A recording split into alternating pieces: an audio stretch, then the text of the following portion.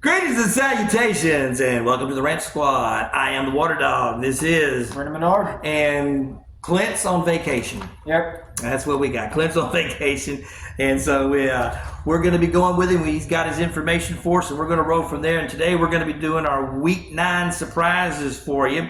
And as I show you, this is Clint's list coming up right here, so you'll see who his surprises, winning team, losing team, best performance, worst performance is. And then me and old Brendan here, we're going to talk about ours, okay? And I guess I will go first because I feel like going first today. So I'm going to start here, brother, with the winning team. And maybe I'm wrong. I've been known to be wrong. I at least will admit when I'm wrong sometimes. Sometimes.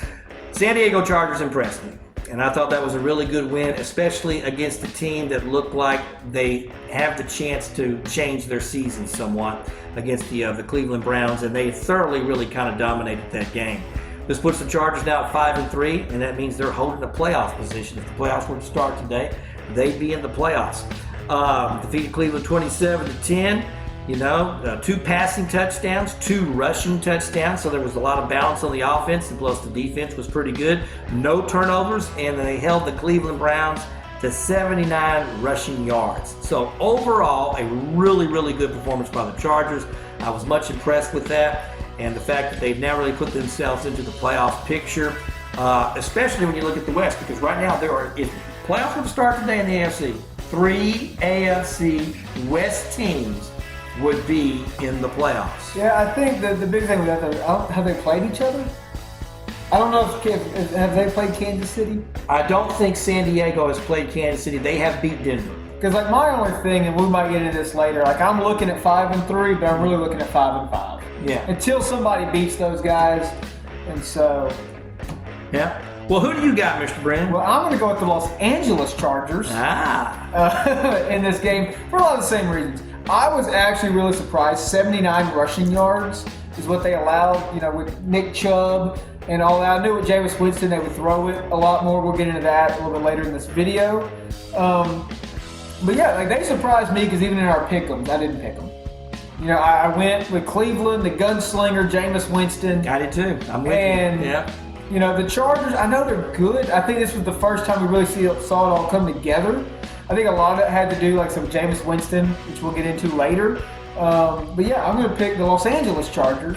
The only downside was Herbert took too many hits. Yeah. I want to say, what was it, 6 sacks in the first half? Yeah, Myles Garrett and all they were getting after him. And so that was one of the reasons why I took the Browns, because I figured, well, you know that San Diego Well, at a certain get much point, against them. watching the game, you're like, okay, the interceptions have to end. He's going to hit a touchdown. Right. The turnovers are going to stop. Nick Chubb is going to start running this football. This defense is playing too good.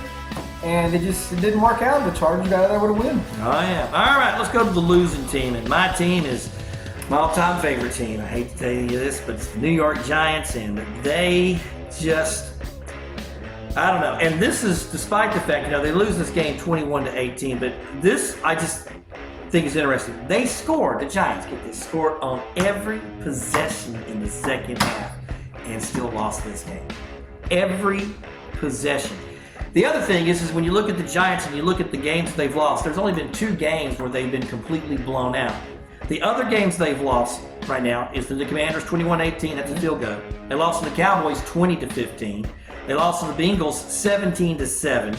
They lost to the Steelers 26-18, and they lost to the Commanders earlier in the year 27-22. These were all games that they were in. These were all games, and 3 of these games, I believe, they had the potential to either tie or go ahead in these games, as well as this past weekend was. And so it's just disappointing. You have to say, well, what's the common denominator? And I got to say it's Daniel Jones. If I have to pick a common denominator as to why they're not successful, it's got to be Daniel Jones. I think the offensive line is better. I think they've got receiving personnel. I think the running backs are okay. The defense is stout. The defense makes very good plays. The defense keeps the games manageable. So the only thing you have to figure out is, well, where are we weak? It's got to be third down conversions and the ability to score in the end zone when it matters, and that's Daniel Jones. Yeah, I think just at a point, I think it was 2 years ago, this was the New York Jets with Zach Wilson. I think they lost 5 or 6 games by less than a touchdown. Right. Or it was some stat like that. And I just see this because I watched that game, and I'm rooting for the Commanders, of course, but the Giants kind of surprised me. Okay, like this is. Yeah, but they played that. But they've played this way. I mean, I saw that it was the same against the Steelers. It was the same against the Commanders earlier. It was the same against the Bengals. The defense just shut down Joe Burrow in that game. You know what I'm saying? So it's like, it's the quarterback, you know, and the Giants, and that's why I'm not really blaming the head coach. The same reason I didn't blame Solomon. Yeah. Like when you're losing games like this within one score, and you could argue a number 29 to 32 quarterback on the, you know what I mean? Yeah. So. Yeah, there you go. Who you got, Mr. Brennan? I'm going to swallow my pride a little bit here, but I'm going to pick the Houston Texans against the Jets. You know how I feel about the Jets, so I'm not going to give them the props. But the Texans really kind of disappointed me in this. I think they have a lot of talent on that team. I know losing Diggs is going to hurt. Collins isn't back, but when you have the team they have, where you can run the football, defense, the secondary has gaps in it. You can't argue that by watching it. But overall, the Texans, to me, are a lot better team than the Jets. And it just looks sloppy. And it just looks like it's a game you should win, but you don't win. And you hope it doesn't come back to bite you in the end. And the Jets are a bad football team. Well, yeah. And the crazy thing is they're a bad football team, and they gave the Texans every opportunity to win this game. Well, that was one of the main reasons why I just, it's a surprising loss because when you watch it, I agree with you. There was someone, it's like, okay, now they make the play. Oh, no, okay, they didn't. Okay, now they're going to make the play. No, they didn't. And because the Jets didn't impress you, right? The Jets didn't just go in there and just impress you, right? No. There was nothing impressive about what they did, right? Yep. They just won a football game. Yep. So, But I keep going back to, I've said this since the beginning of the year, this is a team that has holes.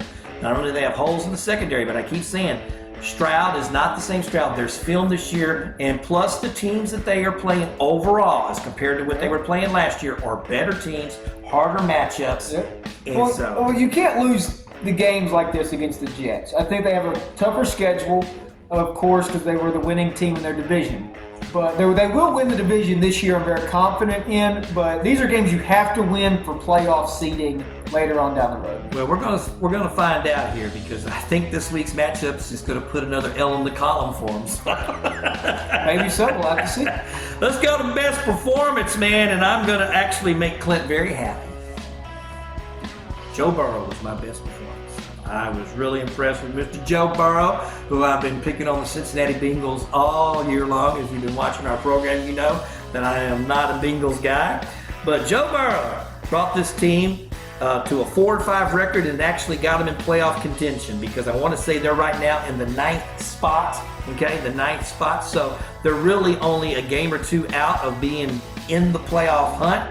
And so there's still a chance for the Bengals to make the playoffs, and a lot of that has to do with Joe Burrow. One of the things that I thought was fascinating, besides the 27 for 39, 221 yards and 5 touchdowns, was that none of those touchdowns were to Jamar Chase. Not a single one of them. It was all across the field, and it was not a Jamar Chase game. This was other players stepping up, and the running game stepping up for the Bengals as well. And so I thought that Joe Burrow played a really, really good game this time. I was really impressed with Joe Burrow as well.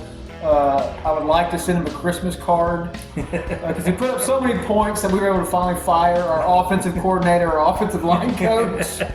And so it was a great week, I guess, to lose a game. But my surprising performance was Zay Flowers.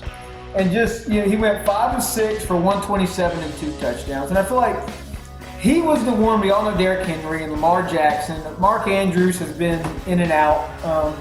But I think we just been waiting on Zay Flowers to really just kind of pop and show you something. For 127, 2 touchdowns. They were blowing, Broncos out.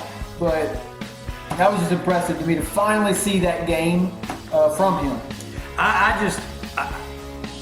I think the Ravens are a scary football team, because offensively they can do everything. Yep. And if you can run the football the way that they've got Derrick Henry running the football, that's what's opening up things for Zay Flowers. Correct. That's what's opening things up for the tight ends, Lyons and Mark Andrews. And so it's opening up for all those guys.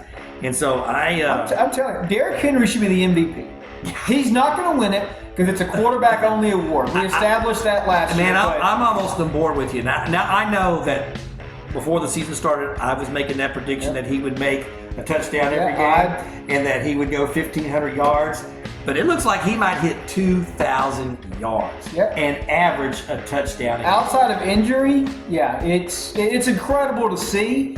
But at the same time, he's kind of rejuvenated because he's not fighting 11 guys in the box anymore. He's more spread out. Well, you have to be, and that's the beautiful thing about having.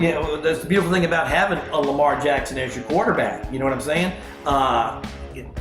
He gives you that dynamic. Yeah. You know, he gives you that because of his ability to not only throw the football, which, by the way, is fourth perfect passer rating, which leads all time. Fourth perfect passer rating. The Ravens, if healthy, are going to be really tough in the postseason because they can run the football. Yeah. That is what's going to make it tough in the postseason to beat. Because it's all weather. Yep. And when you got that freight train coming up the middle, that's. I mean, all you got to do is ask the Detroit Lions. Yeah. Because it's all weather. I mean, even though Jared Goff still played another great game, he still threw it lights out in the rain. Their ability to run the football in the rain and play in that way, they proved to everybody that the Detroit Lions, worst performance. Once again, it's very hard to pick a singular player when it comes to defensive play. So I'm going to pick the defense, and I'm going to go the Bears defense. The Bears defense was just atrocious. They're defeated by the Arizona Cardinals 29-9, but this is the stats that just drive me crazy if I'm a defensive coordinator. 213 rushing yards allowed. 213. That's 3 rushing TDs. But get this, 2 by backup and 1 by a tight end. That's who ran against you, okay? And I don't see things getting better for the for the Chicago Bears, because here's their following games. They got the Patriots, which is the only win I see left on their schedule. They then got to play the Packers. I think that's a loss. Vikings, that's a loss. At the Lions, that's a loss. At the 49ers, that's a loss. At the Vikings, that's a loss. Versus the Lions, that's a loss. Seahawks, that's a loss. At the Packers, that's a loss. I don't see them with one victory coming up, and I think this is a team that's going to end up 5-12. What do you think? Well, it's nice to know when we pick any more Bears games this year. I agree. I think what's really hurting the Bears defense is that I think at a certain point they just give up. They see Caleb Williams taking sacks, and he's getting negative 20 yards because he's trying to make a play, or he starts scrambling out and just steps out of bounds. It's just my worst performance is Jameis Winston, and I think it kind of goes back to when we were talking about the Chargers, and I was going to touch on this. 46 pass attempts, 26 completions for 235, 1 touchdown, 3 interceptions. They weren't down that much in this game for them not to be able to just reset, run the football. Yeah, but see, how much of that is on the coach? Yeah. I mean, how much of that, how many times have we sit there and gone back, man? In the NFL right now, run the football. And they have the running back. And that's what gets me. I mean, just run the football. In the NFL now, that is what it's what helps the Chiefs, because it's one of the reasons. Did you see Monday night?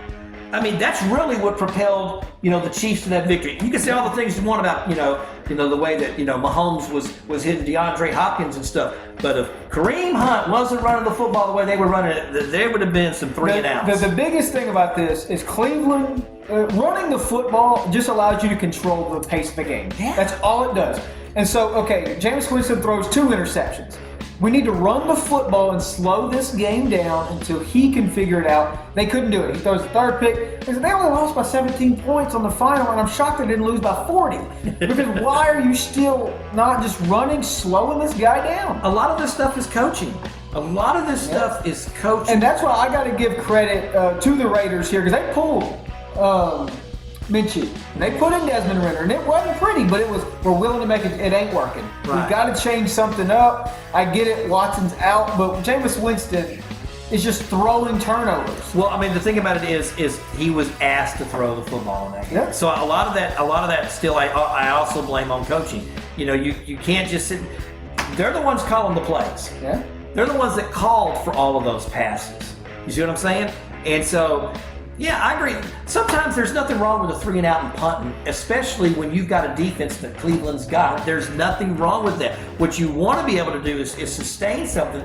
But man, there's one thing, and you know if you've been watching this. I'm not the biggest Aaron Rodgers fan. I personally don't like him, I guess, as a player, but I got to give him credit here. He never turned the ball. His interception ratio is crazy because he just never gave it away that much.